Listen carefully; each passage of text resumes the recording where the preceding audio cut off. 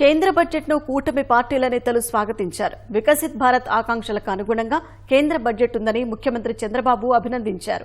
ఈ మధ్యాహ్నం ఢిల్లీ బయలుదేరనున్న సీఎం రాత్రికి పలువురు కేంద్ర పెద్దల్ని కలిసి బడ్జెట్లో రాష్ట్రానికి జరిపిన కేటాయింపులపై కృతజ్ఞతలు తెలపనున్నారు. రేపు ఎన్డీఏ తరపున ఢిల్లీ ఎన్నికల ప్రచారంలో పాల్గొంటారు.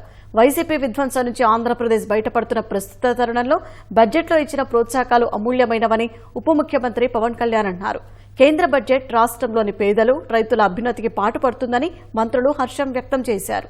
వృద్ధిలో కీలకంగా వ్యవహరించే మధ్యతరగతికి ఊరటనిచ్చేలా పద్దు ఉందని భాజపా రాష్ట్ర అధ్యక్షురాలు పురంధేశ్వరి అన్నారు. విజన్ 2047కి వికసిత భారత్కి ఒక బాటగా ఈ బడ్జెట్ నిలుస్తుందని ఖచ్చితంగా చెప్పొచ్చు.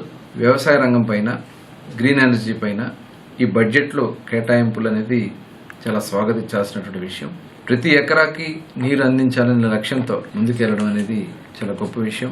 మరి రాష్ట్ర ప్రయోజనాలను కూడా కాపాడే విధంగా కేంద్ర బడ్జెట్లో మరి అవకాశం కల్పించినటువంటి ప్రధాని నరేంద్ర మోడీ గారికి, రాష్ట్రం కోసం అహర్నిశలు కష్టపడుతున్న చంద్రబాబు నాయుడు గారికి, అలాగే ఉప ముఖ్యమంత్రి పవన్ కళ్యాణ్ గారికి అందరూ కూడా ప్రత్యేకంగా ధన్యవాదాలు తెలియజేస్తాం.